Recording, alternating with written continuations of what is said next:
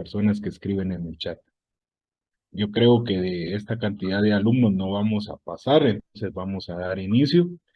No sin antes recordarles las instrucciones generales de todas las clases que han sido de pleno conocimiento de ustedes desde el primer día de clases. Por favor, todos con la cámara encendida y con el micrófono apagado. En la medida de lo posible, vamos a continuar así toda la clase. Y quienes soliciten la palabra o quieran externar alguna opinión o pregunta, pues gustosamente la piden y vamos a hacer una pausa para responderla. Pero siempre teniendo la debida precaución con los micrófonos para no interrumpir. Bueno, información administrativa inicial.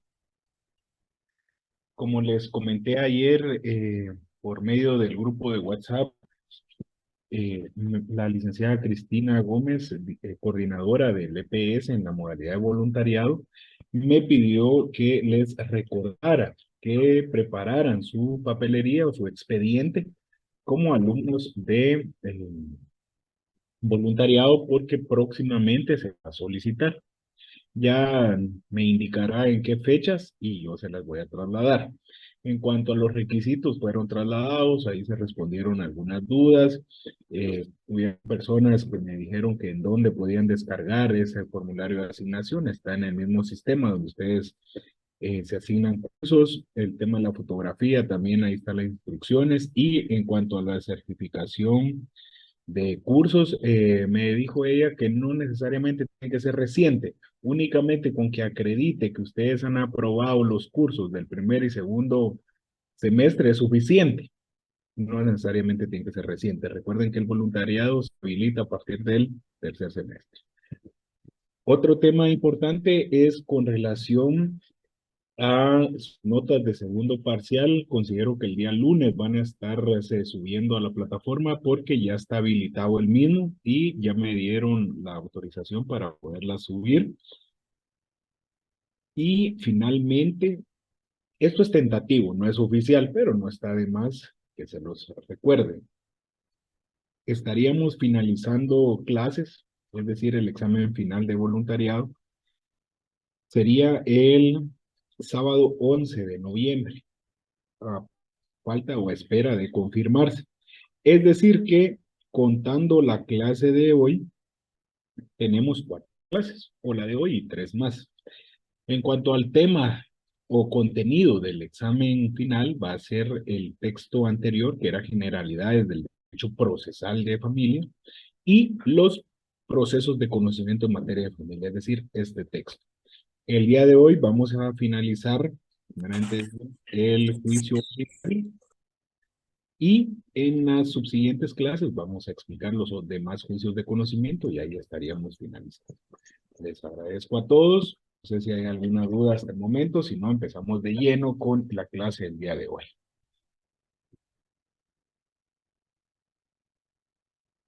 Muy bien, vamos a dar inicio entonces. Como ustedes recordarán, la semana pasada, aparte, además de hacer un recordatorio de nuestro esquema o desarrollo juicio ordinario, también empezamos a desarrollar el tema de la prueba. La prueba en materia civil y de familia. Estudiamos los sistemas de valoración de prueba, las fases de la prueba, los plazos y la clasificación de los medios de prueba desde el punto de vista doctrinario. Pues bien, hoy es el turno de desarrollar los medios de prueba en particular. No significa que vamos a empezar del más importante al menos importante, no, sino que vamos a desarrollarlos según aparezcan en su orden en el Código Procesal Civil y Mercantil. Primera pregunta que es necesario traer a colación. ¿En qué artículo están regulados los medios de prueba en materia civil y de familia?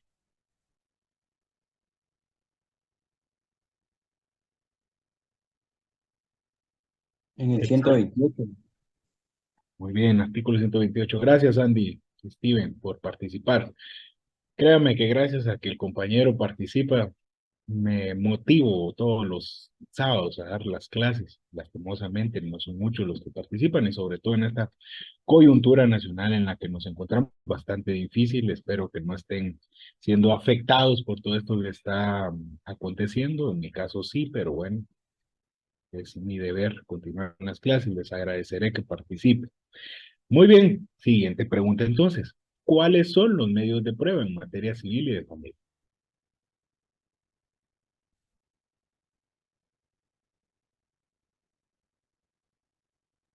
Declaración de las partes, declaración de testigos, dictamen de expertos, el reconocimiento judicial, los documentos, medios científicos de prueba y las presunciones. Muy bien, muchas gracias. Son 7 medios de prueba. Me preguntarán ustedes, o esa era la interrogante que surgía la semana pasada. Además de estos medios de prueba, ¿existen otros? Materia civil y de familia, no, porque son números clausus, es decir, solo lo que está regulado en el Código Procesal Civil y Mercantil. No existe libertad probatoria como en materia penal, sino que acá únicamente los medios de prueba que tengan regulados en la ley. La propia ley establece qué valor probatorio se le va a dar a cada medio de prueba, a excepción de la declaración de las partes y documentos que se valora con el sistema de la prueba legal o tasada. Los demás medios de prueba se van a valorar con el sistema de la sana crítica razonada. Ya lo vimos también. Pues bien, entonces, a partir del artículo 130 en adelante, se empiezan a desarrollar cada uno de los medios de prueba. Eso es lo que vamos a estudiar el día de hoy. Vamos a estudiar los aspectos doctrinarios de cada medio de prueba. Luego vamos a leer el código en cuanto al diligenciamiento de estos medios de prueba. Y finalmente les voy a dar un ejemplo práctico de cada uno de ellos. Espero que presten atención. Muy bien. ¿Cuál es el primer medio de prueba? Declaración de las partes. Declaración de parte, ¿cuál es el otro nombre que recibe? Confesión judicial. Es exactamente lo mismo. ¿En qué consiste este medio de prueba? Por favor, Marta Lidia Muñoz.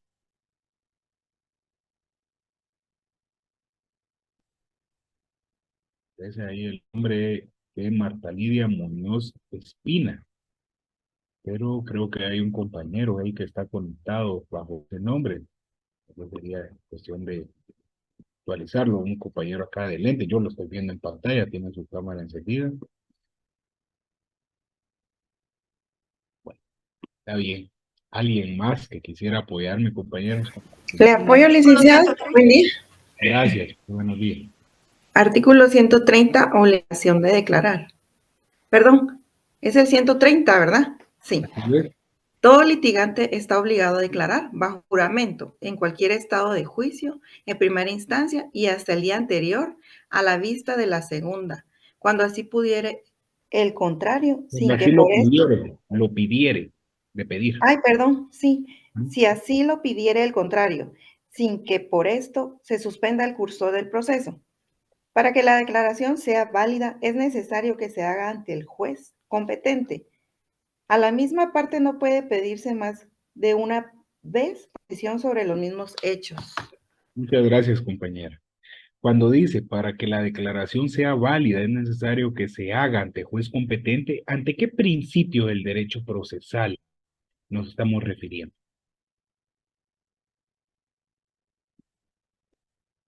Solo de los principios procesales les voy a colocar una serie en el examen final, así que presten atención.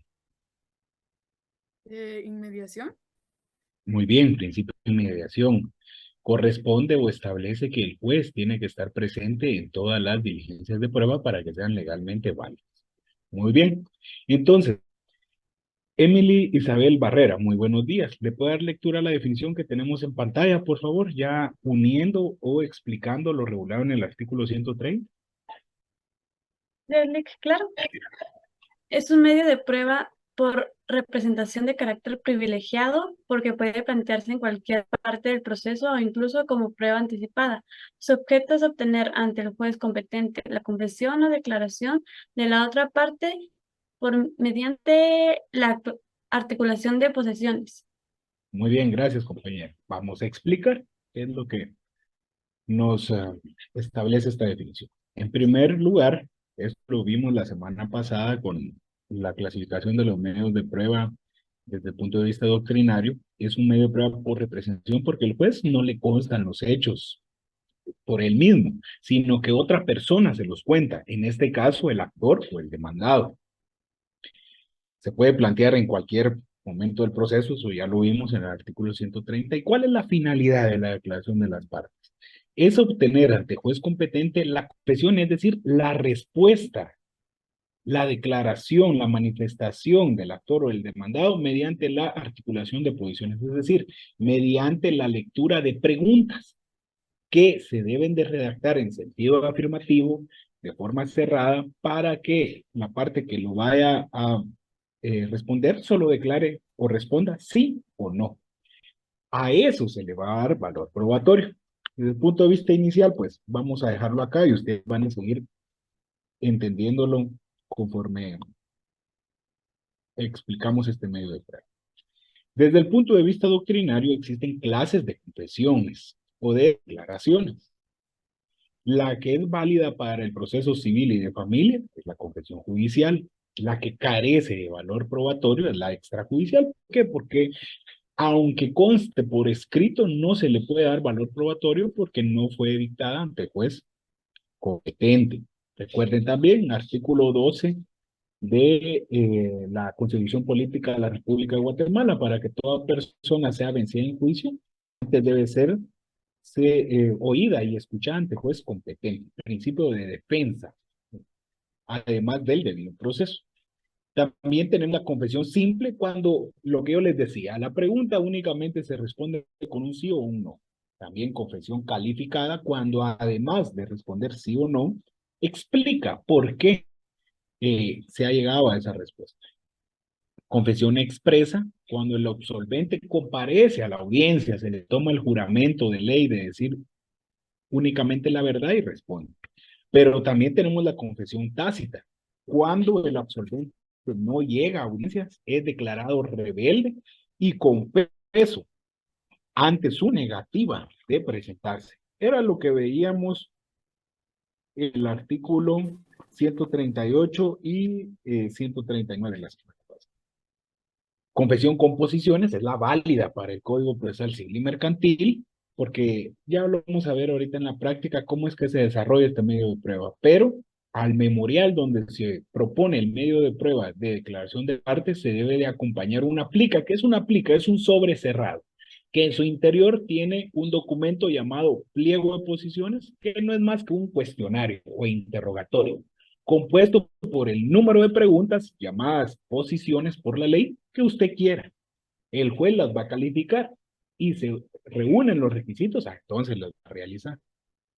Y por último, también tenemos confesión sin posiciones, cuando no se formulan preguntas. Esto es, por ejemplo, algunos abogados lo utilizan de pedir declaración de parte sin posiciones, es decir, solo para darle validez a lo que la parte contraria argumenta en sus respectivos escritos de demanda o de contestación de demanda.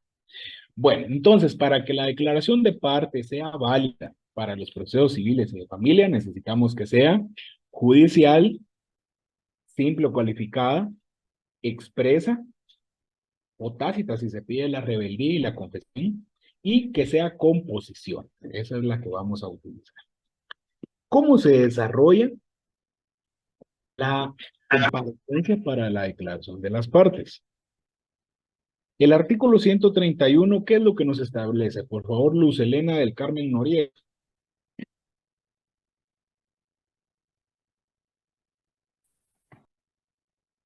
Artículo 131, citación. El que haya de absolver posiciones será citado personalmente, a más tardar 2 días antes del señalado para la diligencia, bajo apercibimiento de que si dejare de comparecer sin justa causa, será tenido por confeso a solicitud de parte. Para ordenar la citación es necesario que se haya presentado la plica que contenga el pliego de posiciones, el cual quedará bajo reserva en la Secretaría del Tribunal. Salvo el caso del artículo 138, el impedimento a que se refiere el párrafo anterior deberá alegarse antes de que el juez haga la declaración de confeso. Muy bien, muchas gracias. Entonces aquí ya vamos entendiendo cómo se diligencia este medio de prueba. Absolver posiciones significa de manera técnica jurídica responder preguntas que van a estar contenidas en un interrogatorio llamado pliego de posiciones, que va a estar adentro de un sobre cerrado llamado plica. Son palabras técnicas. Ahora bien, el requisito para que sea legalmente válida la convocatoria es que deba ser notificado por lo menos 2 días antes de la fecha de la audiencia. ¿Qué pasa si aún siendo legalmente notificado, el obligado a prestar declaración de parte no comparece? Pues a solicitud de parte interesada se le va a declarar confeso. ¿Cómo se llama esto en la doctrina? Se llama confesión ficta. Aquí más adelante lo tenemos en pantalla. Ejemplos de confesión ficta, artículos 131, 135, 138 y 215. Otro aspecto importante de explicar antes de desarrollar más el tema de declaración de parte es que únicamente el actor o el demandado van a responder posición. Ninguna parte o persona ajena al proceso, sería el término correcto, puede responder declaración de parte.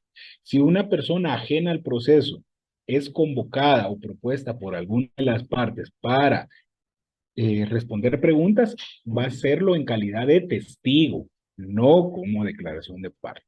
Por eso se dice declaración de las partes. ¿Quiénes son las partes procesales dentro del proceso? Ya lo vimos.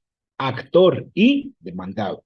El actor puede pedir la declaración de parte al demandado y viceversa, el demandado al actor. Hasta ahí nada más. Bueno, expliquemos qué es la confesión ficta. Es cuando la parte o persona, la parte procesal obligada a prestar la declaración de parte no comparece a la audiencia que legalmente estuviera notificado. O sí comparece, pero se niega a contestar las posiciones. Entonces, la solicitud de parte contraria será declarado confeso. ¿Cuál es el efecto o la consecuencia de ser declarado confeso? La confesión legítima consiste en aceptar los hechos para dar por terminado el proceso. Artículo 140 es una forma normal de terminar el proceso civil y de justicia. Acá, en el siguiente tema que tenemos en pantalla, la terminología adecuada a la declaración de parte es el tema que yo les estaba explicando hace un momento. Por eso no es necesario que ustedes anoten qué significa posición, qué significa aplica, porque acá lo tenemos en pantalla y en el documento que ya es de pleno conocimiento de todos, pero repasémoslo una vez más. Entonces, la parte que proponga este medio de prueba y que formule las posiciones o preguntas se va a llamar articulante. La persona obligada de responder personalmente las preguntas o posiciones se va a llamar absolvente. ¿Qué son las posiciones? Son las preguntas que deben versar sobre hechos personales o sobre el conocimiento de un hecho. ¿Cuáles son los requisitos? Deben plantearse en sentido afirmativo sobre un solo hecho y de forma clara y sencilla. ¿Cuál es el fundamento legal? Artículo 133. Al conjunto de posiciones o preguntas se le llama pliego de posiciones. ¿Cuál es el requisito? Pues debe ser firmado por el articulado. Y finalmente, el pliego de posiciones debe estar contenido o dentro de un sobrecerrado llamado plica. Artículo 134, segundo párrafo. Bueno, ¿alguna duda hasta el momento, compañeros?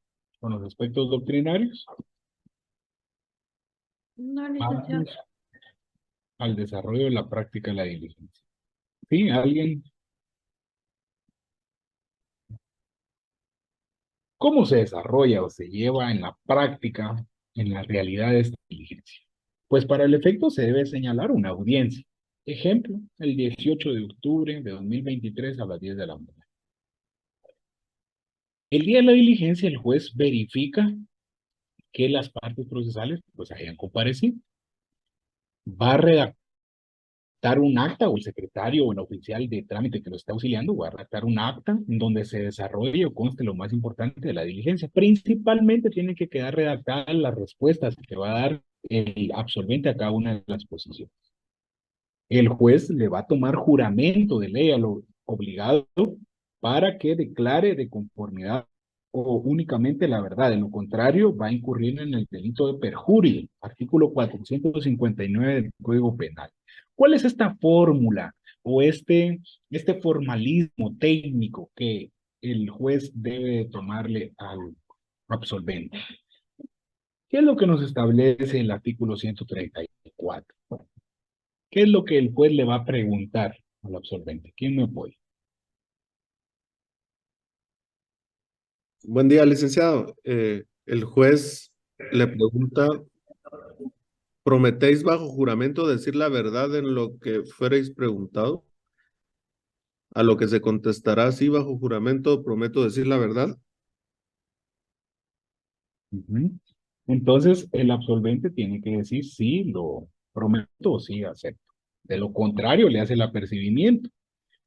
Que si se comprueba que vaya a resolver mentiras o que vaya a responder cuestiones no ciertas, va a incurrir en el delito de perjurio. Artículo 459 del Código Penal. Alguien que tenga a la mano el Código Penal para poder establecer qué es el delito de perjurio. Y acá la parte que considere que los hechos fueron objeto de este delito de perjurio, pues va a pedir que se le certifique lo conducente al Ministerio Público para que se le investigue. ¿Qué dice el artículo 459? Yo lo tengo, licenciado, ¿lo puedo apoyar? Por favor, gracias. Artículo 459, perjurio. Comete perjurio quien ante la autoridad competente jurare decir la verdad y faltare a ella con malicia. El responsable de este delito será sancionado con prisión de 6 meses a 3 años y multa de 50 a 1,000 quetzales. Muy bien, ese es el delito de perjurio. Entonces, se verifica la comparecencia de las partes, empieza con la redacción del acta, el juez le toma el juramento de ley al obligado, luego el juez va a abrir la plica, es decir, el sobre cerrado, lo va a abrir y va a calificar cada una de las preguntas. ¿Qué significa calificar las preguntas o posiciones? Verificar que si son 10 posiciones, que cada una cumpla los requisitos que ya están establecidos, que sean redactadas en sentido positivo o afirmativo sobre un solo hecho, sobre algo que le conste o que conozca el absolvente y que sea claro y sencillo. El juez va a realizar las preguntas una por una, a las cuales deberá el absolvente ir respondiendo en forma afirmativa o negativa, es decir, diga usted si es cierto que conoce al actor. Sí, es cierto, pudiendo ampliarlas o explicándolas. Aquí es una posición o una respuesta ya calificada, porque se dice, sí, lo conozco desde hace 6 años porque trabajamos juntos, ejemplo. Entonces, así es como se desarrolla cada una de estas preguntas. Luego, el artículo 136 establece que, finalizada la declaración del articulante, pueden existir preguntas adicionales. Por eso yo siempre les recomiendo que el abogado director de la parte que vaya a absolver posiciones lleve hojas en blanco adicionales que producto de las respuestas que él vaya dando o circunstancias que se estén dando en esa diligencia que no tengamos previo conocimiento, nos pueden nutrir para ir haciendo más preguntas. Entonces es importante ir preparados. Estas preguntas adicionales también tienen que cumplir los mismos requisitos. Absueltas las posiciones, el absolvente deberá dirigir repreguntas, podrá dirigir repreguntas al articulante. Es decir, yo absolvente ya terminé de contestar, pero es mi deseo que el articulante también me conteste ciertas preguntas que me van a servir para probar mi derecho dentro del juicio. Lo puedo hacer siempre y cuando lo haya solicitado por lo menos con 24 horas de anticipación mediante un memorial. Licenciado, ¿y qué pasa si se nos corrió ese plazo? Se nos venció ese término y no lo hicimos. Pues no se preocupe, porque siempre y cuando todavía esté dentro del periodo de reprueba, que en el juicio ordinario, o en el ejemplo del juicio ordinario, ¿de cuánto es este periodo de prueba? 30 días. Muy bien, gracias Carlos. Que todavía estuviéramos dentro del plazo de los 30 días del periodo de prueba, se puede ofrecer también el medio de prueba de declaración de parte. Una vez terminadas las repreguntas adicionales las repreguntas y las preguntas adicionales, pues se va a tener terminada la diligencia y van a firmar el acta que se suscribió desde el inicio todos los que en ella intervinieron. Así lo regula el artículo 137. Eso lo veíamos también en el sistema de valoración de prueba legal de tasada, que establece que la confesión prestada legalmente se valora con este sistema de valoración porque produce plena prueba. Eso es lo último o lo más importante en cuanto a la declaración de parte. Y por último, la confesión sin posiciones, que era lo que yo les decía, que declare o que afirme el actor o el demandado si lo escrito en su memorial de demanda o de contestación de demanda respectivamente es cierto, está regulado en el artículo 141. Bien, compañeros, ¿alguna duda o pregunta que quisieran realizar con respecto a este medio de prueba de declaración de las partes antes de pasar al siguiente?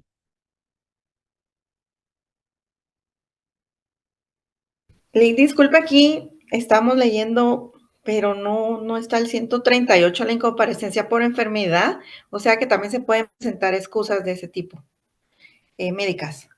Bien, el artículo 138 así lo regula. ¿Por qué dice que no aparece? Ah, en el escrito aquí, el que nos está presentando. Ah, bueno, es que aquí solo es un extracto, no significa que sea lo único. Recuerden que lo que regula o que nos da las pautas es la ley. El artículo 138 nos establece que, digamos, en caso de comparecencia, y esa era tal vez la duda que tiene la compañera y que gustosamente la vamos a responder. Licenciado, ¿se puede excusar la persona obligada a responder posiciones por enfermedad o por qué causa se puede excusar? El artículo 138 nos establece que únicamente por enfermedad legalmente comprobada. En este caso, el juez podrá trasladarse al domicilio, al lugar donde se encuentre para efectuar la diligencia. Pero esto rara vez sucede. Lo normal o lo más lógico es que se suspenda la audiencia y se reprograme. Esta es la única causa por la cual se puede suspender la audiencia, por enfermedad. Pero se debe presentar con 2 horas de anticipación de practicada la diligencia, salvo que por lo repentino de la enfermedad fuera imposible. En este caso dice que si no se presenta con 2 horas de anticipación, se va a proceder conforme lo regula el artículo 131. ¿Qué es lo que regula el artículo 131? Que se le declarará confeso. Exactamente, salvo que pues, presente esta debida razón de incomparecencia. Gracias, licenciado. Disculpe, creo que gestioné mal la pregunta, mi duda. Disculpe.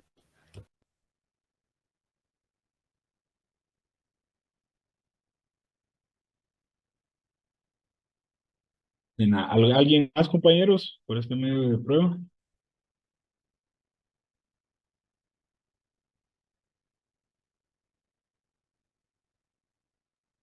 No, licenciado, gracias.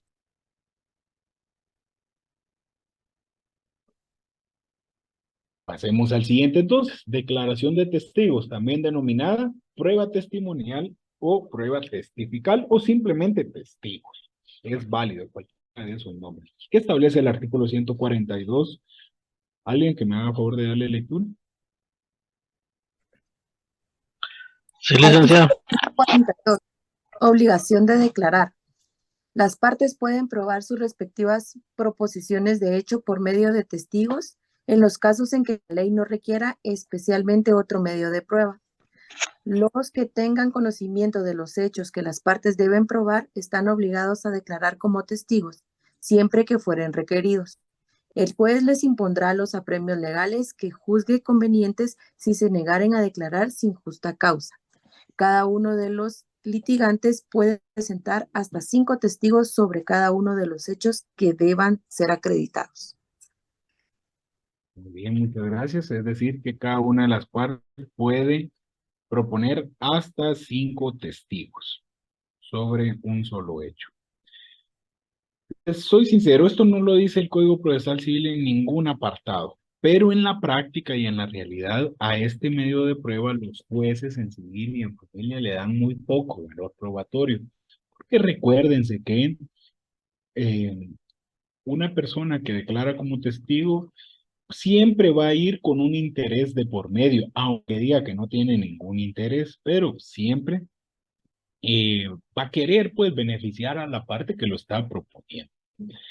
Además de eso, que es muy subjetivo el hecho que una persona pues presencia realmente un hecho, ¿verdad? Sobre todo que sea un objeto de derecho de familia. Recuerden que el derecho de familia es eminentemente tutelar de una familia como tal que está dentro de un hogar. Entonces, ¿cómo un vecino o alguien de la localidad va a saber lo que realmente acontece dentro del hogar? Es muy subjetivo, muy difícil de probar. Por eso yo les digo que no aparece en ninguna parte del código, pero en la práctica los jueces de familia le dan poco valor probatorio a la declaración de testigos. Yo les recomiendo que mejor prueben o demuestren sus argumentos con otros medios de prueba.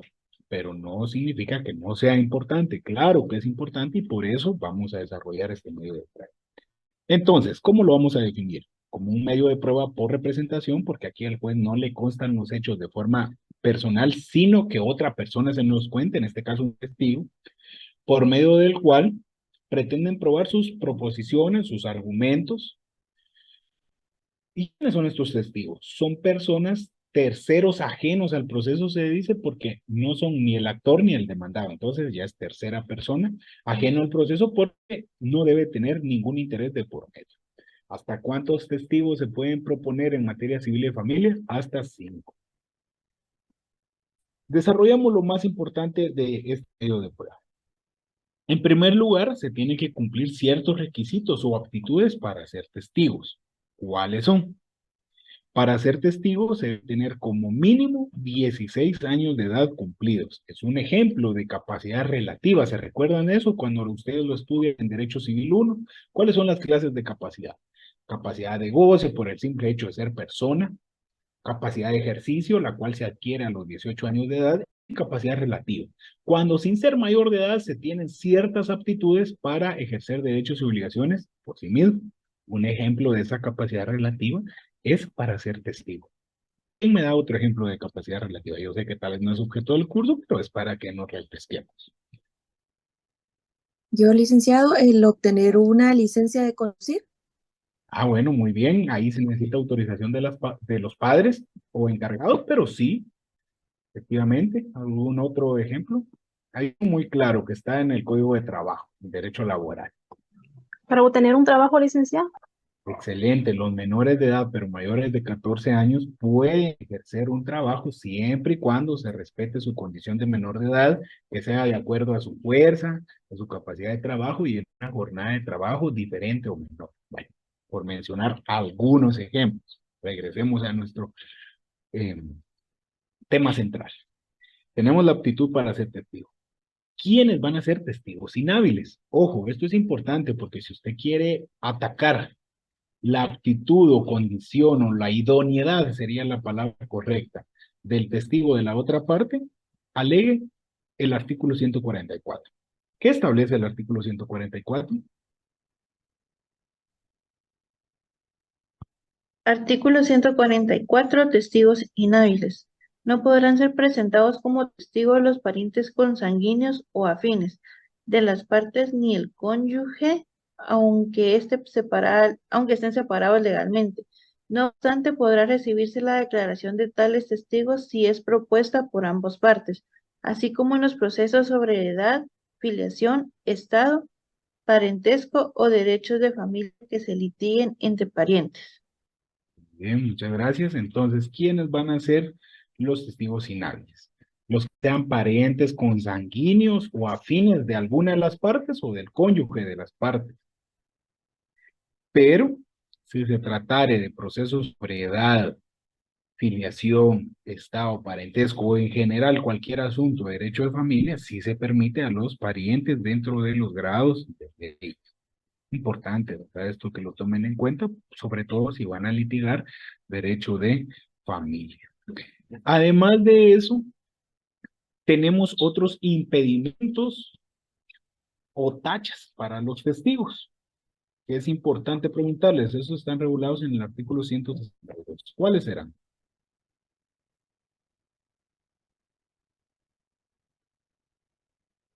y establece el artículo 168. Las partes podrán alegar y probar acerca de la idoneidad de los testigos dentro del mismo término de prueba. El juez apreciará según las reglas de la sana crítica las circunstancias y motivos conducentes o corroborará o disminuir la fuerza de sus declaraciones en la sentencia juntamente con lo principal. Muy bien, muchas gracias, Rocío. Por eso les decía que el medio de prueba de declaración de testigos se le da poco valor probatorio porque existen varios indicios o impedimentos para ser testigos. Por ejemplo, ser trabajador, ser pariente, ya vimos, tener alguna enemistad o amistad clara con alguna de las partes, ser dependiente de alguna de las partes, tener alguna deuda, ser acreedor o deudor de ellos, o simplemente tener interés directo. Por eso es que hasta memes hay de esto en las redes sociales.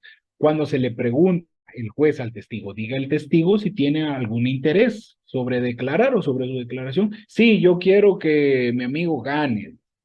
O sí, yo quiero, o ¿por qué está declarando? Ah, porque la parte contraria del demandado me cae mal, es mi enemigo declarado.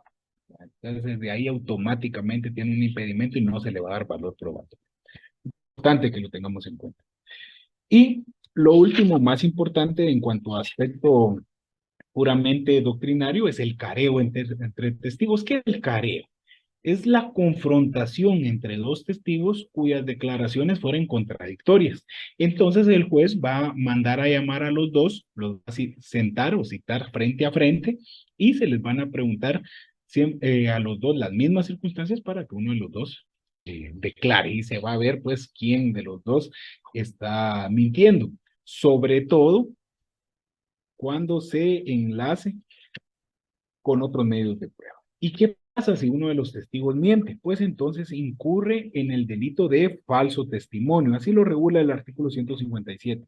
Aunque diga perjurio, el delito por el cual incurre es el de falso testimonio. Quien jurare decir la verdad y declarare aspectos falsos. Bueno, vámonos al desarrollo o práctica de la diligencia de declaración de testigos. Es muy similar a la de declaración de parte.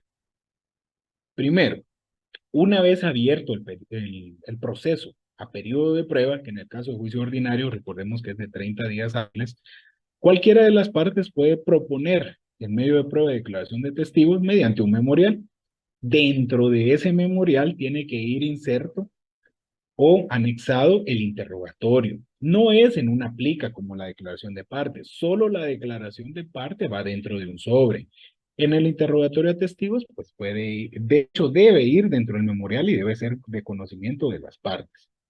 Las preguntas deben ser claras y precisas sin sugerir la respuesta. Y aquí no se deben de redactar en sentido afirmativo. El juez va a señalar audiencia citando a las partes por lo menos con 3 días de anticipación. Si en la audiencia no se presentan todos los testigos, imagínense que se propusieron 5 y solo llegaron 2, el juez va a practicar la diligencia con los 2 que llegaron, por eso dice con los que concurran, siempre y cuando estuviera de acuerdo el proponente, quien nos propuso. Si por el contrario cree que le afecta que no hayan llegado todos, pues se le solicita al juez que se reprograme y él se encargará de notificarles a los testigos. ¿Cómo se desarrolla la diligencia? Bueno, a partir del artículo 149 ya se lleva a cabo la diligencia como tal. Los artículos anteriores fueron puramente cuestiones previas o preparatorias. Se empieza a redactar un acta en donde va a contener todas las partes o todas las personas que van a intervenir dentro de esa audiencia. Y esta acta pues también la deben de firmar todos, principalmente los testigos que en ella hayan intervenido. El testigo va a declarar bajo juramento de ley, así o tomando en cuenta la misma fórmula que ya leímos en el artículo 134. Prometéis bajo juramento de ley decir la verdad, en caso contrario, se le da...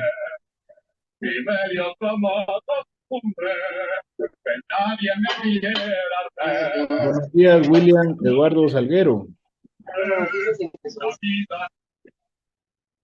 Buen día, licenciado. Buenos Que días, si quiere lo que voy. ¿puede apagar su micrófono, por favor? Tiene música en fondo. Gracias. Le iba a decir que me apoyara con la lectura, pero se escucha esa música o ruido de fondo y no es posible. Por favor, las precauciones del caso. Entonces, les comentaba que se les va a hacer el juramento de ley, en caso contrario va a incurrir en el delito de perjurio, cada testigo va a declarar de forma individual. El juez va a calificar las preguntas, va a tomar el juramento del testigo, va a realizar el interrogatorio e iniciará con sus generales de ley. ¿Cuáles son las generales de ley? Artículo 148. Su nombre, apellidos, edad, estado civil, nacionalidad, profesión y domicilio. Si es pariente de algunos litigantes, si tiene algún interés directo o indirecto, ahí tiene que decir no. Desde el hecho que diga así, automáticamente se invalida su declaración. Si es amigo íntimo o enemigo de algunos litigantes, igual, tienen que decir no. Si no, pues se va a invalidar su declaración. Y si son trabajadores domésticos, dependientes, acreedores o deudores, algo que ponga en tela de juicio su imparcialidad para declarar. Estas son las generales de ley. Una vez el juez ya ha acreditado esto, le va a preguntar cuál es la razón de su testimonio. Pues aquí puede decir, quiero que se haga justicia, únicamente constar o declarar lo que yo sé,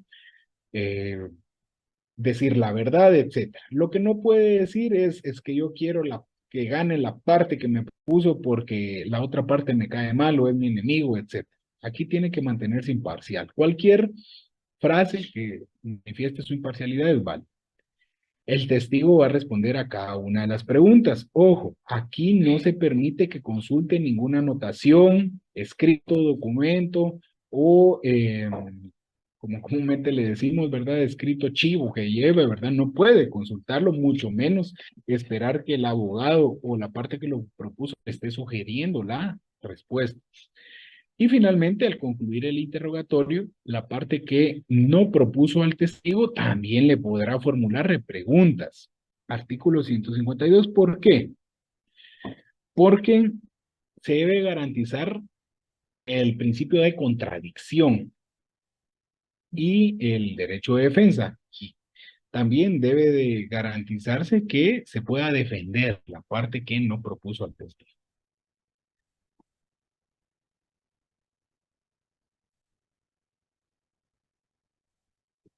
Aquí, finalmente, en el artículo 157 establece que si se demuestra o comprueba que las declaraciones de un testigo o de varios tuvieran indicios de perjurio, es decir, faltar a decir la verdad, el juez certificará lo conducente al Ministerio Público para que manifieste o que se investigue penalmente.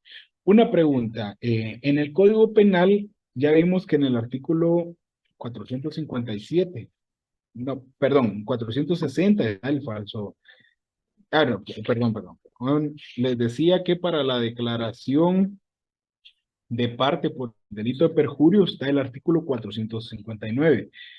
Pero el de falso testimonio, que es el delito por el cual incurriría un testigo que declarara de forma falsa, es el artículo 460. ¿Qué regula el artículo 460? Comete falso testimonio el testigo, intérprete, traductor o perito que en su declaración o dictamen ante autoridad competente o notario afirmare una falsedad, se negare a declarar estando obligado a ello u ocultare la verdad. El responsable de falso testimonio será sancionado con prisión de 6 meses a 3 años y con multa de 50 a 1,000 quetzales. Si el falso testimonio se cometiere en proceso penal en contra del procesado, será sancionado con prisión de 2 a 6 años y multa de 200 a 2,000 quetzales.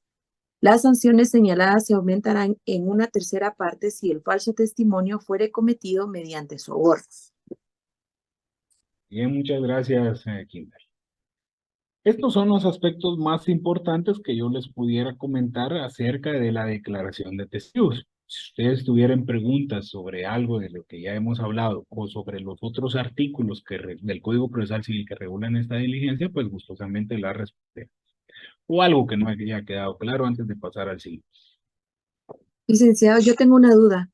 Sí, en el caso, acá dice que en el caso de los peritos, que en su declaración o dictamen ante autoridad competente o notaria afirmar en una falsedad. Por ejemplo, si yo soy un perito y en la diligencia yo me doy cuenta que la persona a la que están acusando o con mi dictamen va a defender, yo la conozco, ¿qué puedo hacer?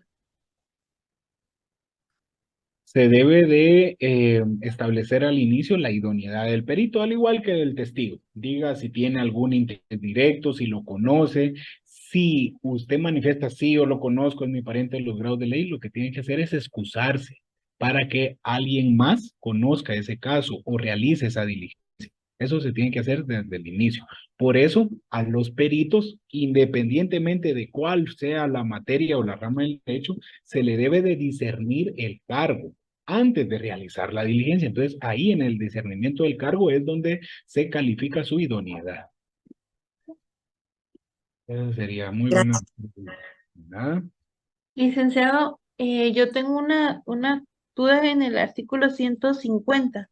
En el segundo párrafo dice que si se tratara de documentos extendidos por el testigo puede pedirse su reconocimiento. ¿Qué documentos serían ahí? Va. Esto, si se dan cuenta, está en el artículo 150, donde regula o prohíbe que se consulte algún documento, anotación, papel o escrito. Salvo, dice, salvo si se tratare de un documento extendido por el propio testigo. Se me ocurre que puede ser un contrato privado, digamos, o una escritura, un instrumento público, en donde por no saber firmar alguna de las partes, este testigo compareció como testigo a ruego. Yo sé que esto tal vez no lo han visto ustedes porque es parte del derecho notarial, pero se los comento así muy brevemente. La persona que no sepa o no sepa leer y escribir o no pueda firmar o escribir en ese momento, porque está enyesado de una mano, ejemplo, va a colocar la impresión digital de su dedo pulgar derecho o en su defecto otro que tenga. Y a su ruego va a firmar un testigo, simplemente hábil, capaz e idóneo de conocimiento de las partes. Entonces, por ejemplo, si compareció ese testigo en un documento privado o en un documento público, también puede ser llamado a declarar dentro del proceso. A eso se refiere. O, por ejemplo, si se tratare de algún arrendamiento de un bien inmueble entre el actor y tercera persona, como el propietario del inmueble, y se está discutiendo sobre la residencia, la vivienda del actor en esa casa como tal, pues yo voy a proponer como testigo a el dueño del inmueble que suscribimos el contrato de arrendamiento. Entonces, aunque le vaya a preguntar yo aspectos que no tienen nada que ver con haber firmado ese documento, si el juez o la otra parte le pueda pedir que le dé lectura íntegra a todo el documento o a ciertas partes de ese contrato de arrendamiento, pues ahí sí lo va a poder consultar, ¿verdad? Así se le va a poder poner a la vista a ese testigo. Ahí son dos ejemplos de documentos que pueden ser expedidos por el testigo y que se le van a poner a la vista. Ok, gracias, licenciado. Muy bien, de nada. ¿Alguna otra pregunta, compañeros? Muy bien. Continuemos entonces con el siguiente medio de prueba, que es el de declaración de expertos. Mejor dicho, dictamen de expertos. ¿Qué otro nombre reciben? Prueba pericial o peritajes. Como lo decía Kimberly, aquí es donde intervienen los famosos peritos dentro del proceso civil y de familia. Los peritos.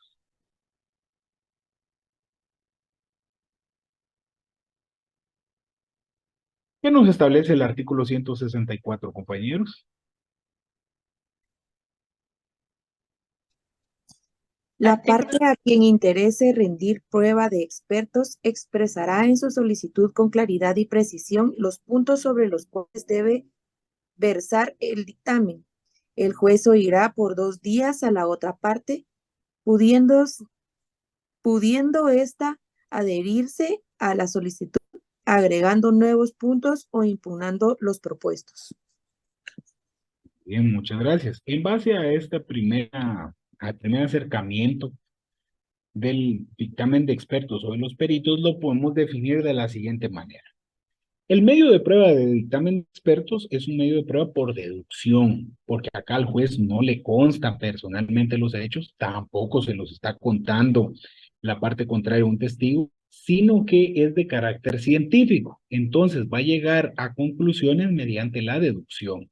Recordemos que deducción es partir de aspectos específicos hacia algo más general, en donde se le va a encomendar a una tercera persona, pero aquí, a diferencia de un testigo, que un testigo va a ser un particular, este perito debe ser un profesional o un experto, porque puede ser empírico. Empírico significa que no tengo una profesión como tal, pero mi experiencia me avala sobre determinado arte, materia u oficio, para que presente un dictamen sobre algún hecho controvertido que se quiera demostrar. Ejemplo de dictamen de expertos: yo diría alguna planimetría sobre un lugar de los hechos como tal, algunos tipos de planos realizados por un ingeniero civil, ingeniero agrónomo, un arquitecto, etcétera. O si se está poniendo en juicio o se está de por medio la autenticidad de un documento, puede ser entonces un peritaje grafológico o grafotécnico, que no es lo mismo. Lo grafológico es sobre la autenticidad de una firma y la grafotecnia sobre la redacción del mismo. Ejemplos, ¿verdad? Por mencionar dictamen de expertos. El mismo código nos va a dar otros ejemplos. Desarrollemos ahora las etapas de la prueba del dictamen de expertos, o cómo se desarrolla esta diligencia. Bueno, el medio de prueba de dictamen de expertos es ofrecido en el escrito de demanda o en la contestación de la demanda. Luego es propuesto cuando se abre a prueba el juicio. Recordemos, juicio ordinario, 30 días, ¿verdad? Y cada parte debe proponer a su propio experto, sobre los cuales debe versar el dictamen. Así lo regula el artículo 164. El juez le va a dar audiencia por 2 días a la otra parte para que se adhiera a esa solicitud, y si no está de acuerdo en el perito propuesto, entonces para que proponga a su propio experto, agregando nuevos puntos sobre los cuales debe versar el peritaje o impugnar los propuestos, ¿verdad? Si son 5, puede agregar 5 más, o bien contradecir 2 de esos puntos y que queden 3 ejemplos. Si cada parte designa a un experto diferente, el juez va a designar a un tercero y hará los nombramientos de los 3 expertos como tal. Así lo regula el artículo 165. Dentro de los 5 días de notificado, cada experto deberá aceptar personalmente el cargo. Es lo que yo le decía a la compañera. Se le descierne el cargo y lo deberá aceptar. Y en dado caso tenga algún impedimento, pues acá, en este momento, en estos 5 días, debe decir: mire, yo me voy a excusar, les agradezco por haber sido propuesto. Lógicamente cobraría sus honorarios al prestar un servicio, una profesión dentro de un juicio, pero no puedo porque tengo alguna amistad o enemistad con las partes, o somos parientes dentro de los grados de ley, etc. Entonces te buscaría a alguien más. Pero si no se presenta ninguna de estos tipos de objeciones y ya se recayó el cargo y se aceptó, pues procedente es que rinda su dictamen. Pero si existe alguna controversia, alguna causa de impedimento, entonces en la vía de los incidentes se podrá recusar al experto o al perito, siempre que se pida dentro de las 48 horas siguientes. Bueno, pero les decía, en el supuesto de que no se impugnó ni se recusó al perito, entonces una vez aceptado el cargo, el juez va a dictar un auto en donde se le confirma el nombramiento, fijará los puntos del dictamen y se les va a fijar también un plazo dentro del cual deberán rendir su experto del dictamen. Los expertos entregarán su dictamen por escrito con legalización de firmas o bien ratificándolo ante juez cuando no tengan legalización de firmas. Pero seamos honestos y claros, en la realidad es mucho más sencillo una legalización de firmas que perder un día completo y señalar audiencia en un juzgado para solamente ratificar una firma ante el juez. Este medio de prueba se valora con el sistema de la sana crítica razonable. Les voy a dar un ejemplo claro de este medio de prueba de dictamen de expertos y ustedes lo van a entender de la mejor manera. Dentro de los procesos civiles, recuerden que vimos que hay dentro de la clasificación de los procesos de conocimiento, de ejecución y especiales o de jurisdicción voluntaria. Dentro de jurisdicción voluntaria existe un trámite que se llama titulación supletoria. Existe una ley específica de la titulación supletoria, que es para registrar o que un inmueble que carece de inscripción en el Registro General de la Propiedad ya tenga una inscripción. Debe de reunirse varios requisitos. Dentro de ese trámite de la titulación supletoria, un requisito fundamental sin el cual no se le va a dar trámite es que se proponga el medio de prueba de dictamen de expertos. Acá un profesional que puede ser arquitecto, ingeniero civil, ingeniero agrónomo o algo similar, o bien alguien empírico, deberá de comprobar si efectivamente el bien inmueble tiene el área, medidas, colindancias que dice el solicitante en su demanda, y con qué colindantes converge en cada uno de los puntos cardinales. Si está todo de acuerdo, va a rendir su dictamen correspondiente, este dictamen de expertos, el cual lo va a firmar y va a ratificarlo mediante legalización de firmas, además acompañando un plano respectivo. Este es el ejemplo claro que yo les puedo dar de dictamen de expertos. Entonces, podríamos llegar a la siguiente conclusión también para entenderlo. Cuando versen hechos sobre bienes inmuebles y se necesita de un informe técnico profesional, podríamos englobar todos en un dictamen de expertos. Cuando se refiere a otros aspectos de otra especialidad o rama, acá lo vamos a proponer como medios científicos de prueba, principalmente cuando se requiera del INACIF. Recuérdense, Instituto Nacional de Ciencias Forenses es una institución pública auxiliar del sistema de justicia. Entonces, dictamen de expertos para lo privado o particular, medios científicos de prueba para lo público o cuando se ejerza con el auxilio del Instituto Nacional de Ciencias Forenses. Más adelante, aunque cuando expliquemos ese medio de prueba, lo van a entender de mejor manera. ¿Alguna duda que tengan respecto a este medio de prueba de dictamen de expertos? Su regulación empieza desde el artículo 164 al artículo 171.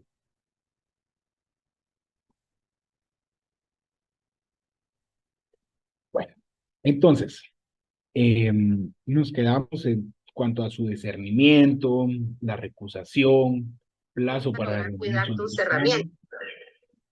¿Sí, Esther?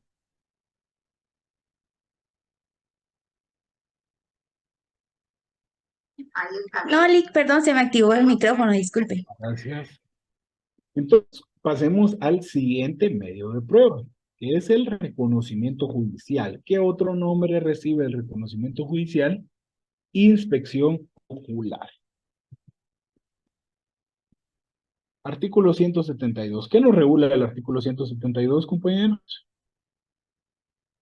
En cualquier momento del proceso, hasta antes del día de la vista, podrá el juez, de oficio o a petición de parte, practicar el reconocimiento judicial. También podrá hacerlo en diligencia para mejor fallar. Muy bien, entonces vemos que el medio de prueba de reconocimiento judicial también es privilegiado. ¿Por qué? Porque se puede interponer en cualquier fase del proceso. Démosle una definición entonces, uniendo el artículo 272 y 173, perdón, 172 y 173. El reconocimiento judicial es un medio de prueba directo por percepción, porque el juez personalmente, él con sus propios ojos, constata los hechos que se le piden.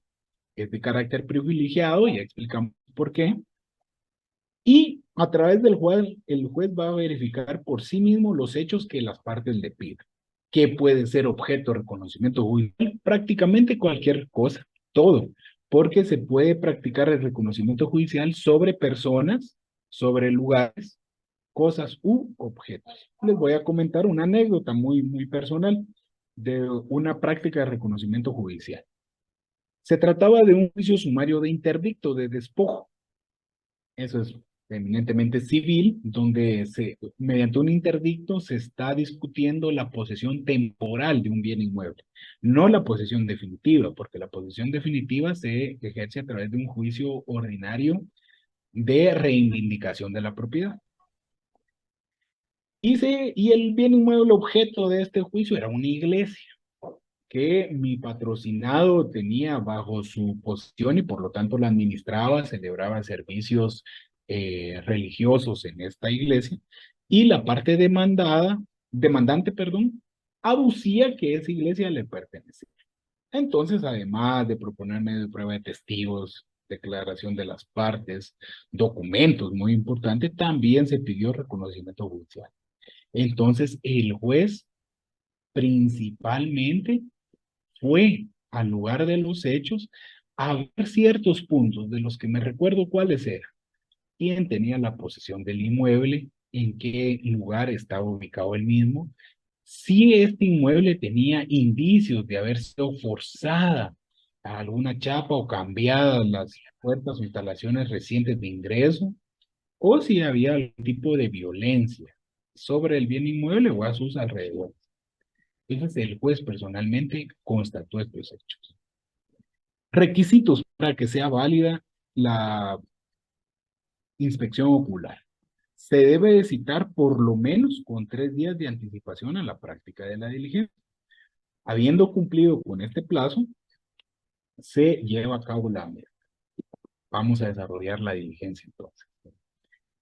Como todos los demás medios de prueba, se ofrece en la demanda o en la contestación de la demanda. Se propone cuando se abre a prueba el periodo de prueba, mediante un memorial, indicando el objeto de reconocimiento de los puntos que se deberán constatar. El juez va a señalar audiencia con 3 días de anticipación por lo menos, esto está en el artículo 133. El juez personalmente se va a constituir al lugar indicado, acompañado de su secretario o secretaria y del oficial a cargo del proceso.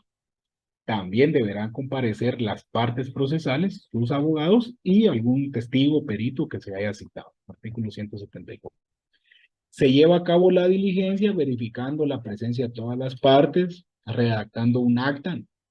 En la actualidad ya no se redacta un acta y menos de forma manuscrita. Lo que se hace es que se graba la diligencia mediante cualquier dispositivo electrónico.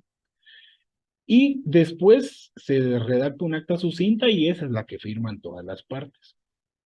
Eso se refiere en cuanto al levantamiento del acta, que deberá firmar todos los que en ella asistieron. Pero en sí la parte fundamental de esta diligencia la regula el 174, porque dice que se van a verificar todos y cada uno de los puntos propuestos y aceptados. Los ejemplos que yo les decía. Así también, como no hay nada que se pueda limitar de un reconocimiento judicial, se puede pedir sobre una persona, verificar si efectivamente una persona se encuentra con quebrantos de salud y si está internada en cierto centro asistencial, por ejemplo, constituido en la sala de observaciones del hospital o sanatorio privado X, constituido en el segundo nivel, habitación 103, camilla 2. Procedo a verificar si la parte o la persona que está acá se identifica con el siguiente nombre. Ejemplo. Entonces, esa es la práctica del reconocimiento judicial. Sus aspectos más importantes están regulados del artículo 172 al 176. ¿Alguna duda que ustedes tengan al respecto?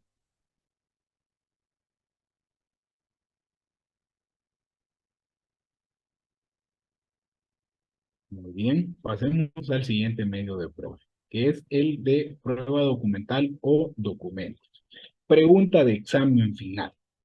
¿Cuál es el único medio de prueba que no basta con ofrecerlo en la demanda o en la contestación de la demanda, sino que se debe de acompañar a la misma?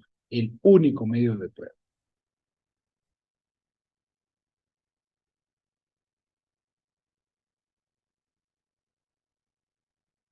La prueba documental. Bien, la prueba documental o documentos. Felicidades, compañero, usted ya lleva 10 puntos del examen cuando conteste esta pregunta. Ahora bien, para ganarse los otros, bueno, el examen final, por cierto, todavía está lo estoy analizando sobre qué valor va a tener, porque recuerden que el informe forma parte del informe final, los 50 últimos puntos del voluntariado, pero para complementar aquí la respuesta correcta, la otra pregunta sería, ¿por qué únicamente la prueba documental o documentos es la que se acompaña a la demanda o a la contestación de la demanda?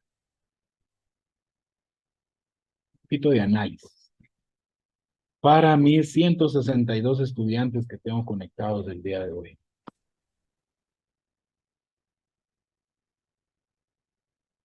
Porque, porque a través de esos documentos, pues es como la prueba de lo que se está pidiendo, ¿verdad? Ante el juez y que se tenga que justificar, ¿verdad? O probar lo que ya sea la parte actor o la parte demandada está como que solicitando, ¿verdad? Bien, buen análisis, Irma. ¿Alguien más, compañeros? Porque son documentos que existen desde el inicio del proceso, o sea, son lo que acompañan el proceso. Muy bien, Kelly, buen análisis ese, ¿verdad? Porque de todos los medios de prueba, es el único previo o el único que existe antes del juicio. Los demás medios de prueba se van a crear, diligenciar, van a nacer a la vida dentro del proceso. No vamos a crear documentos dentro del proceso, ¿verdad? Los documentos son previos, ya existen. Por eso vamos a acompañar. Mediante un reconocimiento judicial no existe antes. Ese se va o va a nacer a la vida o va a existir dentro del proceso. El día y hora señalado para el mismo. No podemos suscribir un acta de un reconocimiento judicial porque no va a tener valor probatorio. Mire, señor juez, fíjese que el objeto de este proceso es un bien inmueble que está ubicado en el municipio X de su departamento. Por ejemplo, en el municipio de Choarrancho del departamento de Guatemala. Y yo le pedí favor al juez de paz que me acompañara para verificar ciertos puntos. Entonces ya no es necesario que usted, señor juez, lo haga dentro del proceso porque aquí tengo el acta. Eso carece de validez, ¿verdad? Porque no es el juez a cargo del proceso quien lo va a realizar. Muy bien, buen análisis ese de Kelly. Entonces, uniendo el análisis de las dos compañeras, es por esa razón que solo los documentos se acompañan al escrito de demanda o contestación de demanda, porque son los únicos medios de prueba que ya existen hasta el momento. Y que le van a dar, yo solo esto agregaría, y que le van a dar validez a las peticiones de fondo y a los requisitos de fondo de nuestra demanda. Recuerden, ¿verdad? Si no cumple con los requisitos de forma y de fondo, se va a rechazar.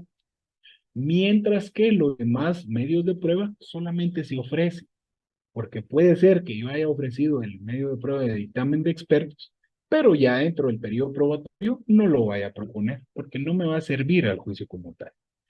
Pero también por el principio de eventualidad, es mejor ofrecerlo y no necesitarlo que necesitarlo y no haberlo ofrecido. Bueno. Vamos entonces a desarrollar el medio de prueba de declaración, de documental o de documentos después de esta anotación inicial. ¿Qué lo regula? Pues el artículo 177. ¿Qué establece este artículo? ¿Quién me hace favor de darle lectura? Los documentos que se adjunten a los escritos o aquellos cuya agresión se solicita. Sí, Dimas, le escuchamos.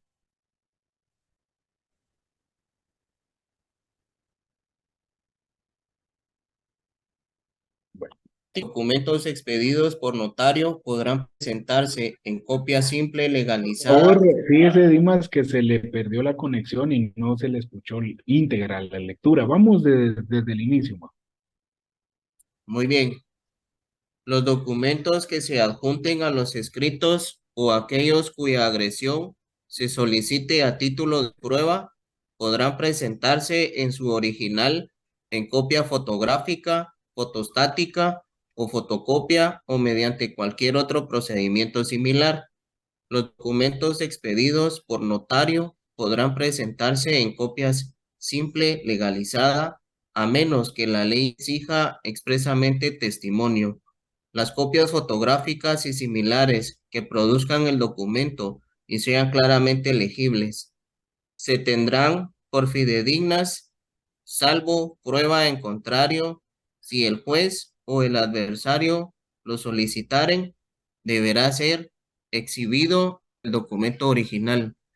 El documento que una parte presente como prueba, siempre aprobada en su contra. Siempre probará en su contra, perdone, solo manera de aclaración. ¿Cómo se llama este principio de la prueba? Lo vimos la semana pasada. Que la prueba que ingresa es prueba para el proceso, no para prueba únicamente para la parte que lo ofrece. También pregunta de examen, así que es importante que se lo aprenda.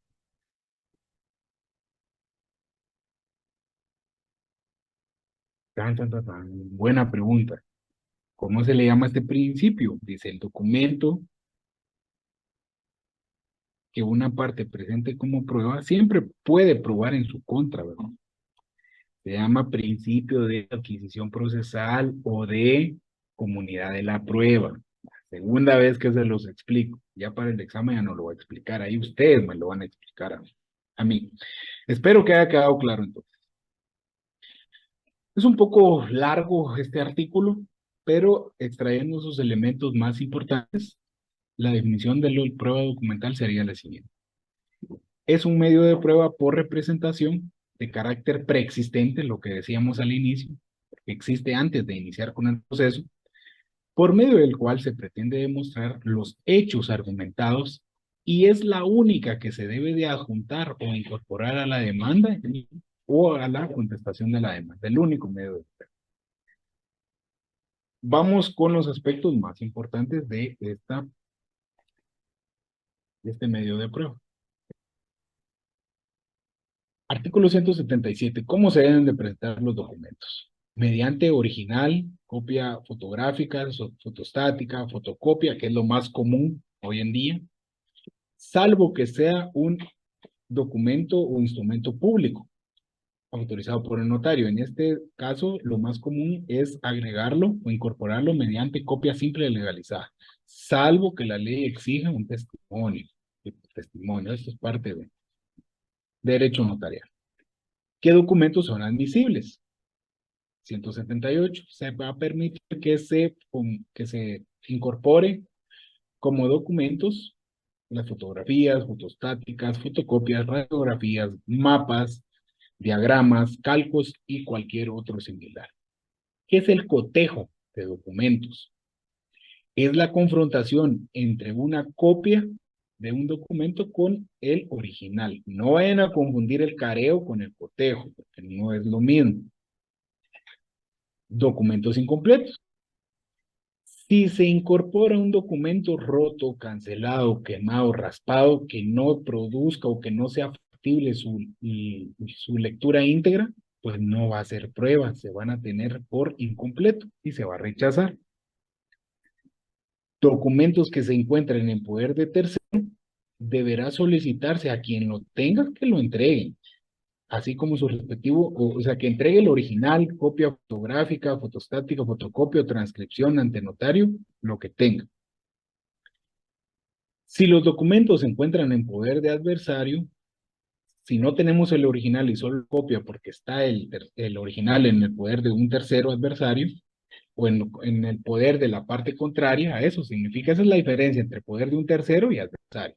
Tercero puede ser cualquier persona, adversario solo la parte contraria.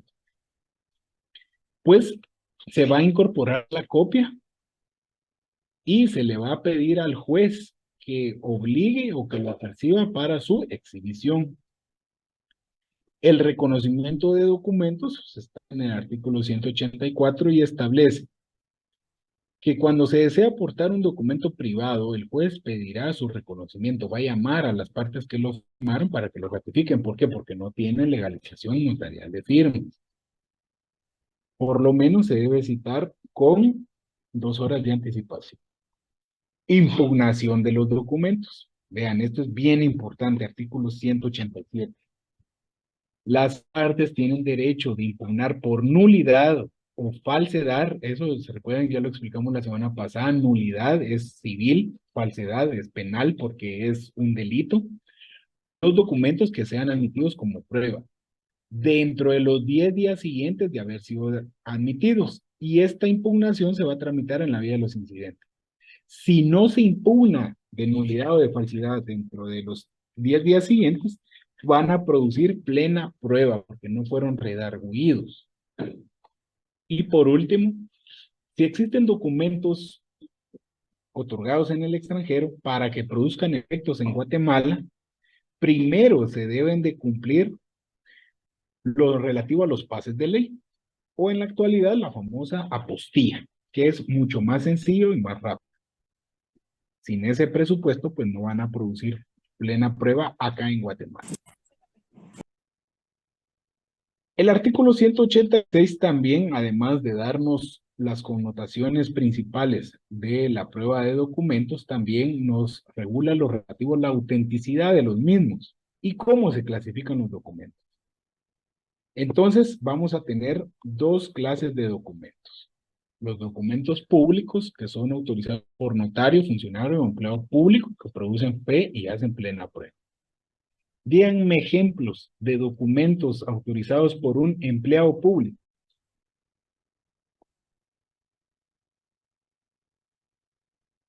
Certificados de nacimiento. Ah, muy bien. Aquí en este caso un empleado público es del Registro Nacional de las Personas. ¿Algún otro? Una copia certificada ¿De dónde? de algún juzgado, por como lo hace un secretario, administrador o secretario general. Secretario es el término correcto, administrador no. Entonces aquí, muy bien, es otro empleado público, en este caso, un secretario de un órgano jurisdiccional. Se extiende una fotocopia certificada. ¿Algún otro ejemplo? Fíjese, licenciado, le comento, yo trabajo para la USAC donde hacemos las pruebas básicas. Y en una oportunidad un muchacho dijo que se estaba haciendo las pruebas con nosotros. Y con nosotros no se presentó a hacer las pruebas básicas. Entonces, él habrá hecho su delito, tendría su persecución penal, ¿verdad? Y nosotros hicimos una certificación en donde hacíamos constar que él no se presentó a realizarlas. Entonces, a otro ejemplo, gracias compañera. En este caso, ella es una empleada pública de la Universidad de San Carlos de Guatemala. Por lo tanto, como está en el ejercicio de sus funciones, en la administración pública, entonces, eso es lo que yo quiero que entiendan, que un documento público no es solo el que autoriza el notario, sino cualquier funcionario o empleado de la administración pública en el ejercicio de sus funciones. Cualquier documento que haya sido extendido por cualquier dependencia del organismo ejecutivo, legislativo, judicial, sea esta centralizada, descentralizada, autónoma.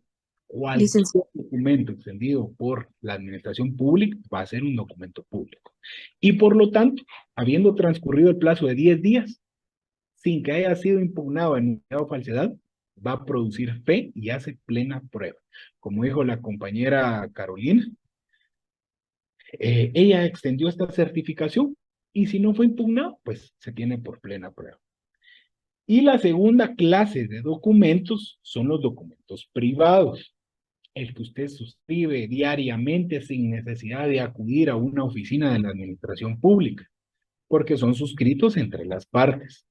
Vean la gran diferencia, como acá no hay ningún funcionario o empleado público de por medio, o ningún notario que le dé validez o que robusca con autenticidad esas firmas, no hacen plena prueba, únicamente se tienen por auténticos. ¿Qué significa auténtico? Algo verdadero y fidedigno. Entonces, se les va a dar valor probatorio, pero en menor proporción a un documento público. Por eso se sugiere que si hay un documento privado suscrito entre dos particulares para que este documento adquiera plena prueba, que se legalicen las firmas ante un notario. Eso es lo importante del artículo 186. Etapas para la emisión de un documento como prueba. Tiene mucha relación o semejanza con lo que estudiamos la semana pasada. Las etapas de la prueba. Las etapas de la prueba son 4. Ofrecimiento, proposición, diligenciamiento y valoración. Pues las etapas para la admisión de un documento como prueba, yo diría que son las 4, solo que para admitirlo como prueba hay 3 fases. Ofrecimiento, proposición y diligenciamiento. ¿Cuál es la que hace falta? La valoración, pero esto se va a dar por el propio juez en sentencia. Esto opera igual para todos los medios de prueba. Entonces, las etapas de un documento para que sea admitido legalmente como prueba son las siguientes. Primero, su ofrecimiento. Se debe individualizar, identificar cada documento, quién lo suscribió, en qué fecha y qué es lo que se pretende probar con el mismo y debe de acompañarse. Segundo, la proposición. Cuando se aprueba el proceso, mediante otro memorial distinto, usted tiene que proponer estos documentos ya individualizados y acompañados para que estén como prueba. Acá ya no lo vuelve a acompañar porque ya está dentro del proceso. Imagínense que sean 200 folios, sean casi media resma de papel, no va a volver a incorporar los mismos documentos. Simplemente dice, los individualiza, eso sí, los tiene que volver a citar y decir los cuales ya obran en autos. Luego se da el diligenciamiento. Esta fase procesal del documento ya depende únicamente del juez, en la cual va a citar una audiencia, o lo más seguro es que sin audiencia vaya a emitir una resolución, un decreto de mero trámite, en la cual indica que se tiene por incorporado física y materialmente los documentos del proceso mediante su lectura. Y, como yo les digo, va a dictar la resolución donde se admite como prueba. A partir de que se notifica esta resolución, es que usted tiene los 10 días para impugnarlos de nulidad o falsedad. Transcurridos los 10 días sin el mismo, entonces ya produce plena prueba dentro del proceso. Y esto es lo más importante del tema de los documentos. Regulado desde el artículo 177, a mi criterio el artículo más importante es el 186, pero también tenemos el tema de la solicitud de informes. Cuando usted no tenga en un poder un documento público, pero sabe de su existencia, podrá solicitar, ejemplo, la voy a poner de ejemplo nada más, compañera Carolina, usted va a solicitar de conformidad con el artículo 183 que el juez solicite informe a la Universidad de San Carlos de Guatemala, al departamento donde se realizan las pruebas específicas para que rinda ese informe, si suscribió o no, o si se realizó o no esa prueba. Entonces, cualquier oficina pública se rige bajo la solicitud del artículo 183. Bueno, del 177 al artículo 190 está lo relativo a los documentos. ¿Alguna duda con respecto a este medio de prueba, compañeros? Ya solo nos quedan dos. Una duda, licenciado. Cuando usted hablaba de los documentos públicos, me surgió la duda, si yo llevo antecedentes penales y policíacos, ¿sí cuentan como medio de prueba por ser emitidos por una entidad pública? Y estos documentos, porque siguen siendo documentos, son extendidos por funcionario público. En este caso, los antecedentes penales por el secretario de la unidad correspondiente del Archivo General de Protocolos del organismo judicial. Y en el caso de los antecedentes policiales, por el secretario de la unidad correspondiente de la Dirección de la Policía Nacional Civil adscrita al Ministerio de Gobernación. Sigue siendo documento público. Gracias, licenciado. Muy bien. Fíjense que ahorita alguien más me puede decir, a mí me gustaría que me hicieran esta pregunta, por ejemplo, ¿verdad? ¿Y en qué casos de familia puedo yo proponer antecedentes penales y policiales? Miren, qué pregunta esta más importante. Es más, ya la voy a agregar al examen final. Ejemplo, si se está discutiendo la suspensión, la pérdida o la incorporación de la patria potestad. Recuerden que hay suspensión, pérdida o recuperación de patria potestad. Y yo estoy alegando que cometió un delito en contra del cónyuge, ¿Cómo voy a demostrar yo que eso es cierto o no es cierto?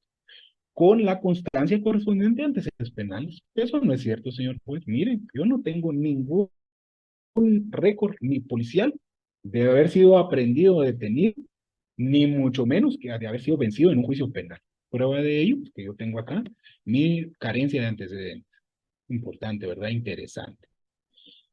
O por ejemplo, el caso que decía el compañero Andy, si yo quiero demostrar que ya tiene un antecedente judicial, por ejemplo, por violencia contra la mujer, se está discutiendo la guarda y custodia de un hijo menor de edad, con la certificación del juzgado de primera instancia penal de delitos de femicidio y otras formas de violencia contra la mujer del departamento de Escuintla.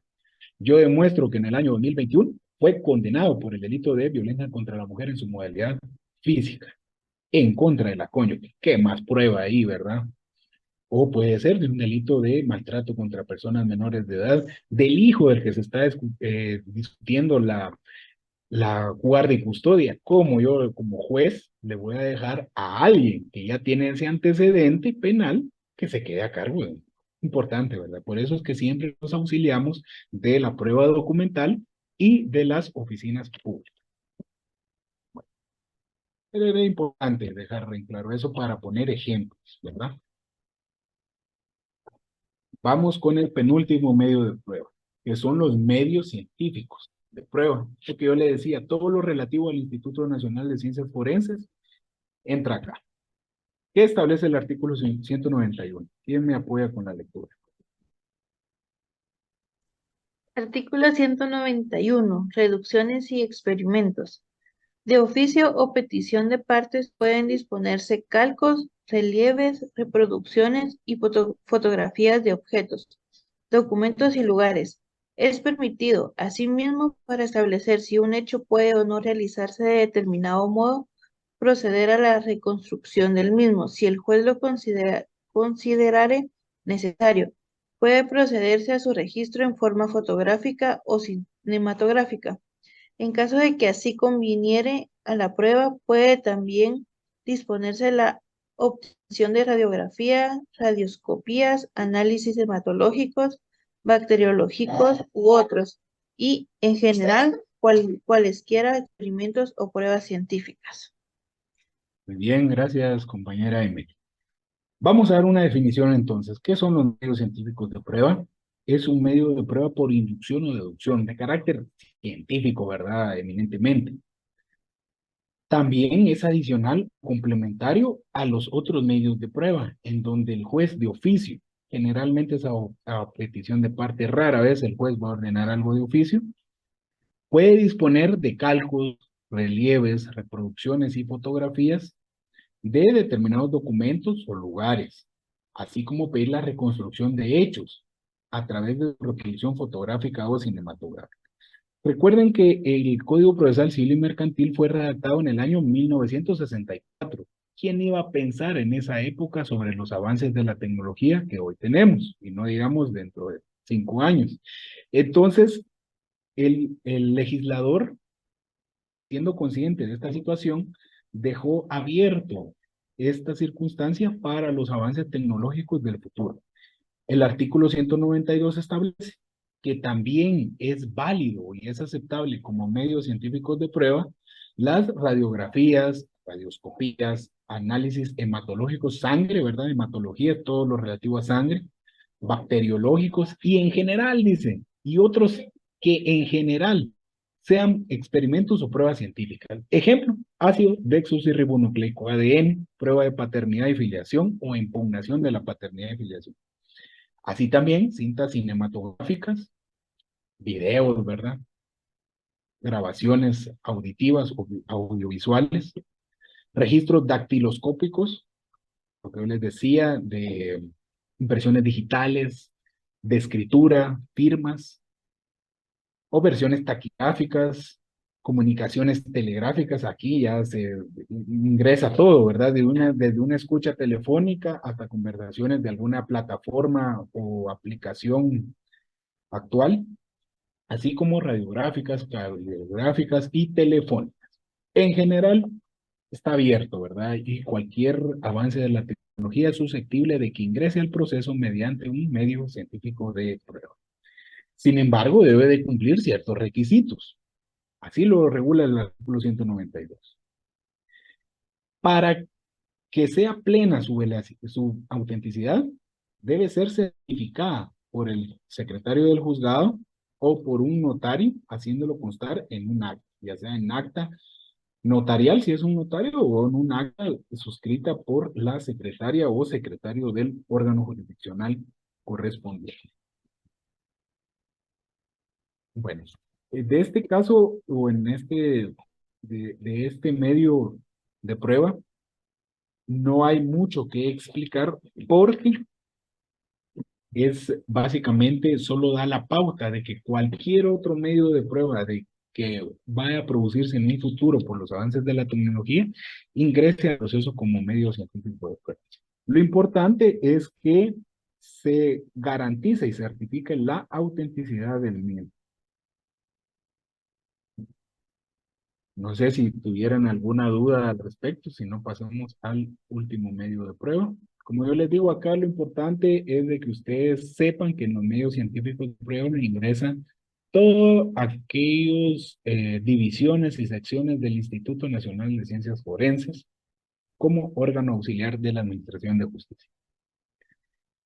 Bueno, entonces pasemos al último, que es el medio de prueba de presunciones, conjeturas, o simplemente también llamado prueba conjetural.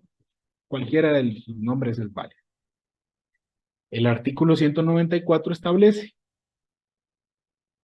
las presunciones legales y en el 195 las presunciones humanas. Es decir, tenemos dos clases de presunciones.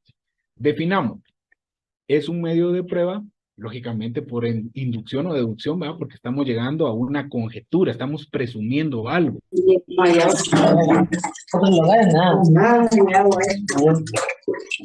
Ya que Díaz, por favor, pueda apagar su micrófono.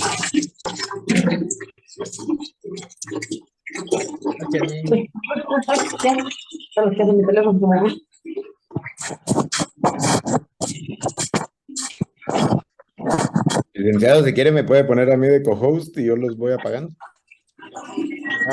No, Kelly, el micrófono. Porque yo estoy concentrado en lo mismo. Jacqueline, por favor. Bueno, si me permiten. Muy bien.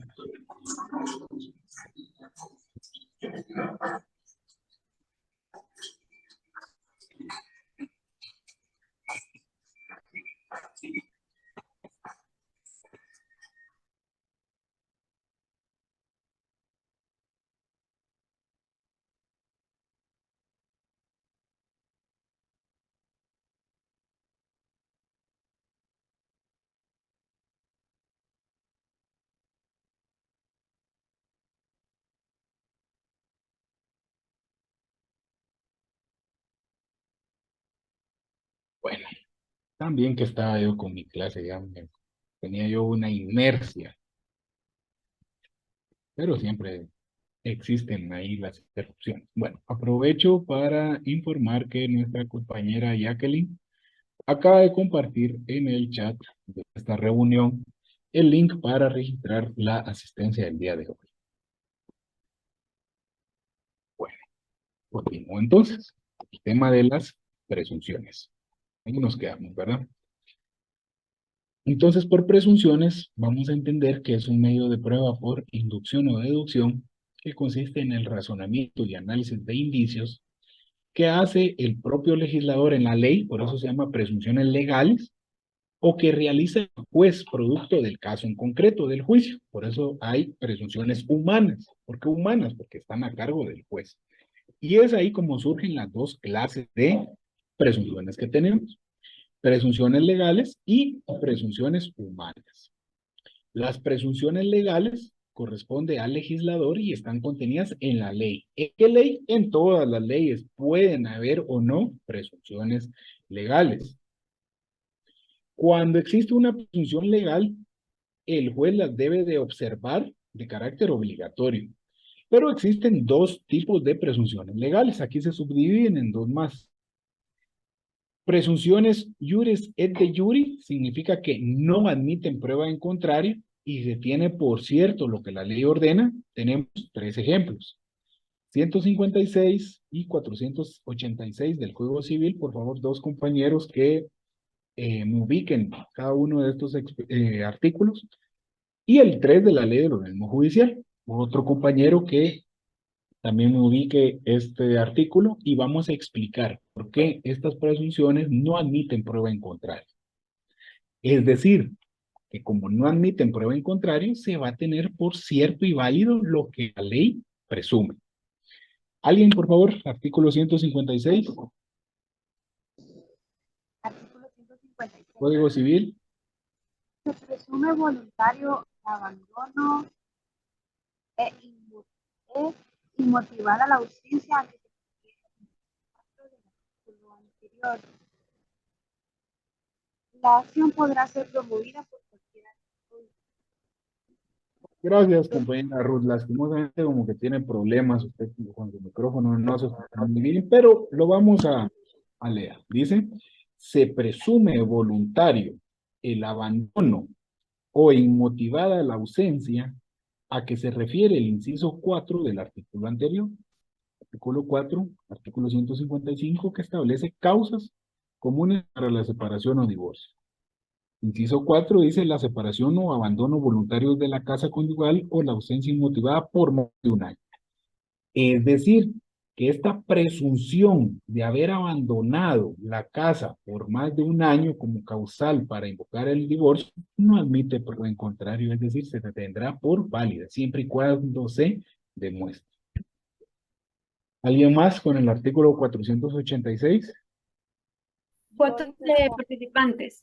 Las cuotas de los copartícipes se presumen iguales. El concurso de los comuneros, tanto en beneficios como en las cargas de la comunidad, será proporcional a sus respectivas cuotas. Ya estamos hablando de la copropiedad. ¿Qué es la copropiedad? Es una forma especial de propiedad. ¿Qué es el derecho de propiedad?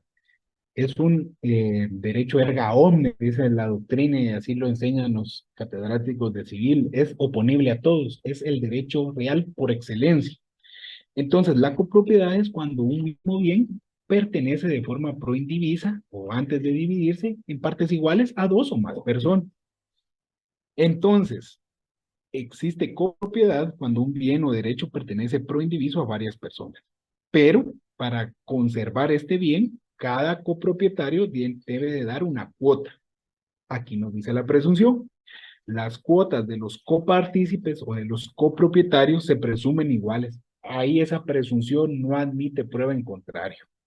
Si se establece que la cuota es igual para todos, pues se presume que todos deben de cumplir de la misma manera.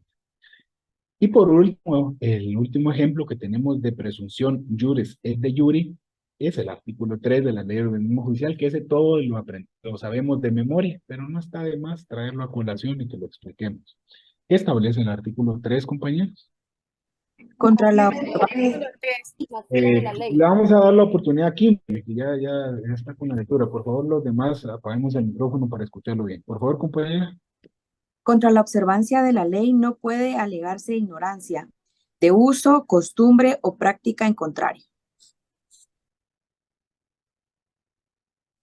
Contra la observancia de la ley no puede alegarse uso, costumbre o práctica en contrario.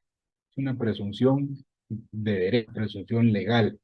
Yo no puedo decirle a la gente de la Policía Nacional Civil, me hace el alto de mi vehículo y yo llevo en el interior 19 árboles de pinabete. Decirle, ay, que yo, perdone, yo no sabía que era una especie protegida. Se sobreentiende, ¿verdad? Que nadie puede alegar ignorancia de ley. Y existe otro tipo de presunción, que es la presunción legal juris tantum, que sí admite prueba en contrario. A diferencia de las anteriores, son presunciones que están en la ley, pero en el mismo artículo o artículo subsiguiente nos da una salida. Nos dice, se presume que va a ser de esta manera, salvo prueba en contrario, o salvo que se demuestre lo contrario. Entonces, sí nos da la pauta a poder demostrar o a poder objetar, sería la palabra correcta, esta presunción. Veamos 4 ejemplos. Artículo 199, que se complementa con el artículo 200 del Código Civil, por favor, alguien que los ubique. También el 1648 el Código Civil y el 212 del Código Procesal Civil Mercantil. Vamos con los primeros dos. ¿Quién le da lectura? Paternidad del marido. El marido es padre del hijo concebido durante el matrimonio, aunque éste sea declarado insubsistente, nulo o anulable. Se presume concebido durante el matrimonio. El hijo nacido después de 108. Hagamos una pausa. Sí, Es el segundo. Se presume concebido dentro del matrimonio. Aquí va la presunción legal. ¿Cuál es, Mardoqueo? El hijo nacido después de 180 días de la celebración del matrimonio o de la reunión de los cónyuges legalmente separados, y el hijo nacido dentro de los 300 días siguientes a la disolución del matrimonio. Gracias. Si no existiera el artículo 200, creeríamos nosotros que estamos ante una presunción legal juris et de jure, que no admite prueba en contrario. Sin embargo, el artículo 200 nos establece que es una presunción juris tantum, que sí admite prueba en contrario. De hecho, el epígrafe del artículo 200, ¿qué es lo que dice? Prueba en contrario. ¿Qué establece, Mardoqueo? Contra la presunción del artículo anterior no se admiten otras pruebas que la prueba molecular genética del ácido desoxirribonucleico, o sea, el ADN, así como haber sido físicamente imposible al marido tener acceso con su cónyuge en los primeros 120 días de los 300 que procedieron al nacimiento, por ausencia, enfermedad, impotencia o cualquier otra circunstancia. Ahí hay una anotación que dice que es reformado por el artículo 1. Está bien, Mardoqueo, gracias. ¿Ven la diferencia de esta presunción juris tantum? Vamos con el siguiente ejemplo. 1648 del Código Civil. La culpa se presume, pero esta persecución admite prueba en contrario. El perjudicado solo está obligado a probar el daño o perjuicio sufrido. Muy bien, este artículo está dentro del capítulo de que todo daño debe de indemnizarse. Es el derecho de obligaciones en general, ¿verdad? Aquella persona que civilmente cause un daño, pues está obligado a subsanar. Y existe la culpa, que desde el punto de vista civil, ¿verdad? Que esta se asume, pero dice, admite prueba en contrario. Dentro del mismo artículo nos da la facultad. Y finalmente el 212 del Código Procesal Civil Mercantil, a manera de ejemplo para entender. ¿Alguien, por favor? Título para demandar. El actor presentará con su demanda el título en que se funda. Este puede ser el testamento, la demanda del título en que se funda, que puede ser el testamento, el contrato, la ejecutoria en que conste la obligación o los documentos justificados del parentesco.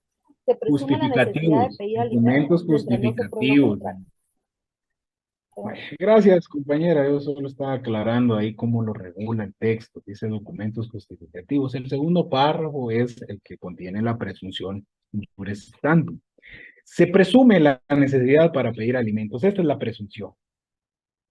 Mientras no se pruebe lo contrario, aquí sería la admisión de prueba en contrario. Salvo que el alimentista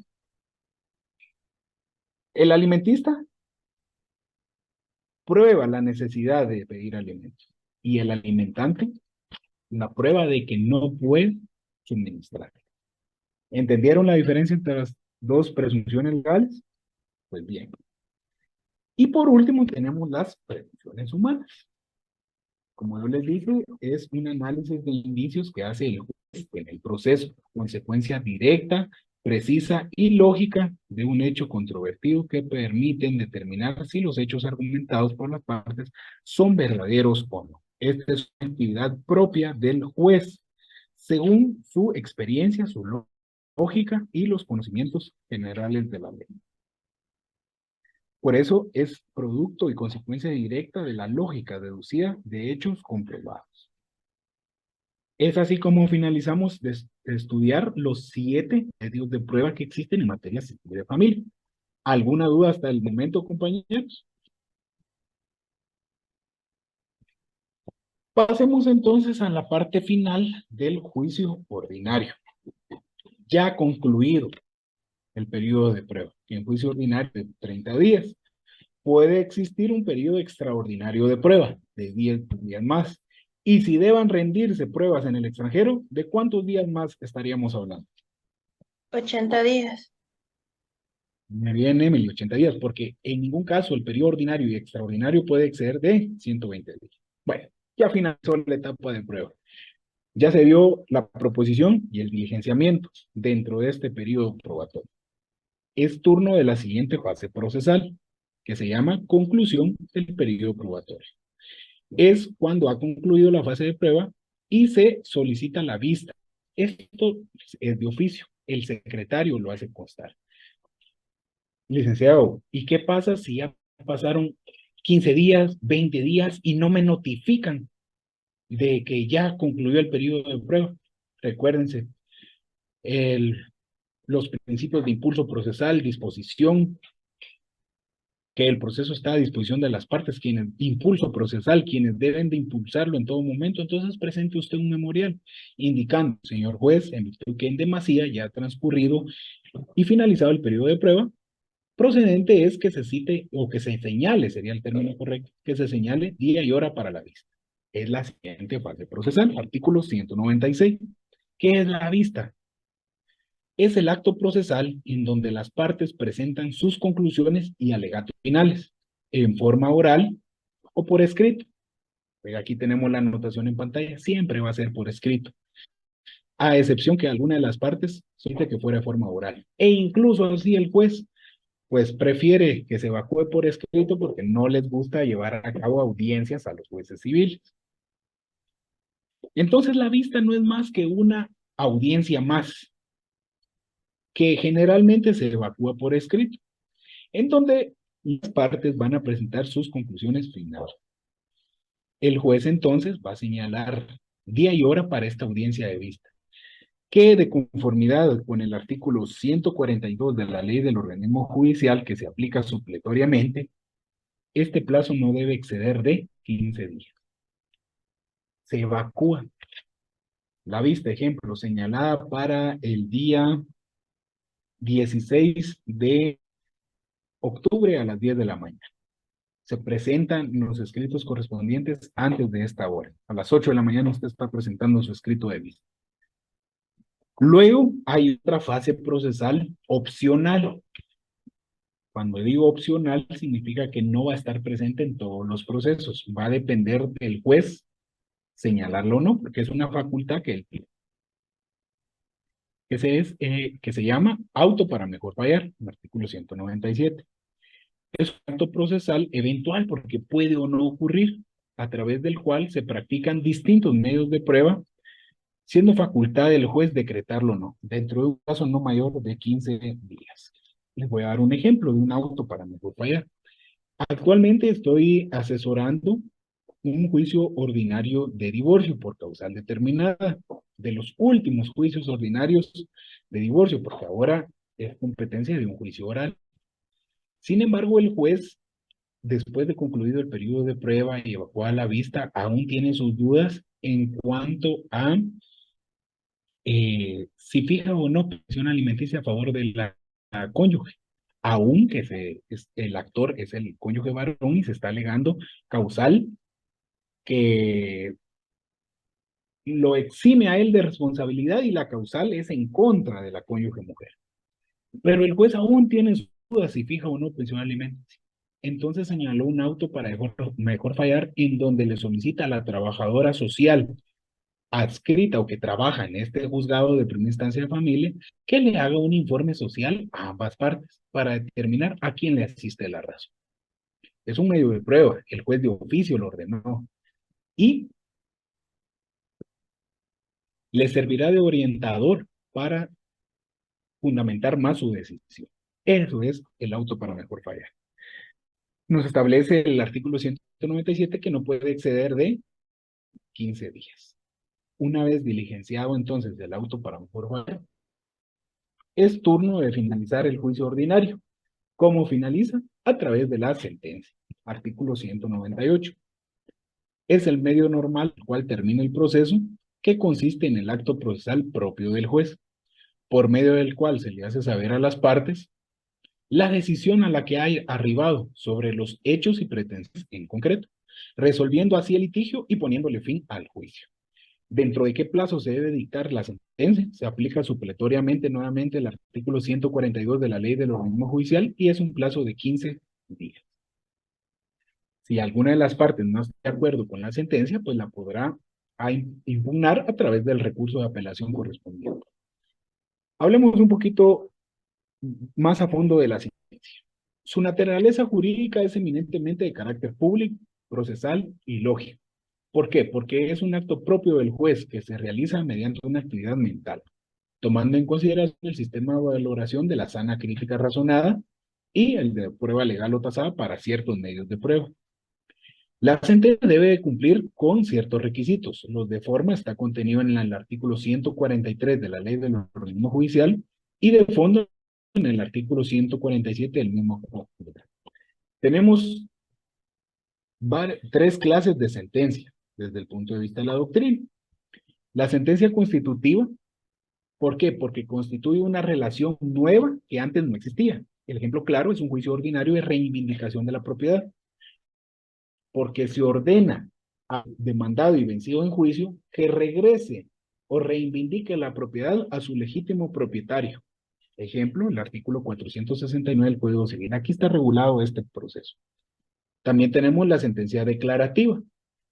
Ejemplo claro es el divorcio. ¿Por qué? Porque se declara una relación nueva o distinta a la anterior. ¿Cuál sería la anterior? El matrimonio, el vínculo matrimonial. ¿Cuál va a ser la relación o declaración nueva? Que se tiene por disuelto ese vínculo matrimonial. Y por último también tenemos una sentencia condenatoria. ¿Por qué? Porque conlleva el cumplimiento de una obligación que antes no existía. Ejemplo, el juicio ordinario de daños y perjuicios. Se ordena a la parte vencida, en este caso al demandado, el pago de 50,000 quetzales en concepto de daños y 25,000 quetzales en concepto de perjuicios. Fundamentos legales de cada uno de estos tres juicios ordinarios, acá lo tienen en pantalla, todo el Código Civil. Entonces, es así como finalizamos el desarrollo del juicio ordinario y damos por finalizado este primer proceso de conocimiento. Acá tienen ustedes en pantalla un esquema del juicio ordinario que ha sido objeto de estudio durante los 3 últimos sábados, incluyendo este, y que se han diligenciado todas y cada una de las fases procesales. Nos tomamos el tiempo necesario para explicarlo porque el juicio prototipo o común del cual va a servir de base para todos los demás. Hago la siguiente pregunta. ¿Quién de ustedes se anima a explicar el desarrollo o las fases o el esquema del juicio ordinario apoyándose y ayudándose del esquema que tenemos acá en pantalla?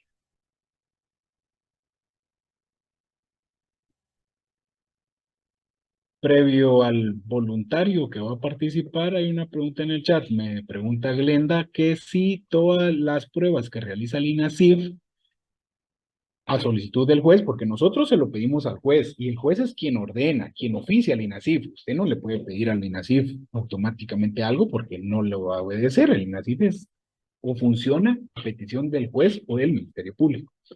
Entonces nos pregunta que si todas las diligencias de prueba que realiza el INASIF a solicitud del juzgado por orden del juzgado tienen algún costo. La respuesta es sí, porque para eso existe el arancel del Instituto Nacional de Ciencias Forenses. Entonces todas las diligencias son pagadas.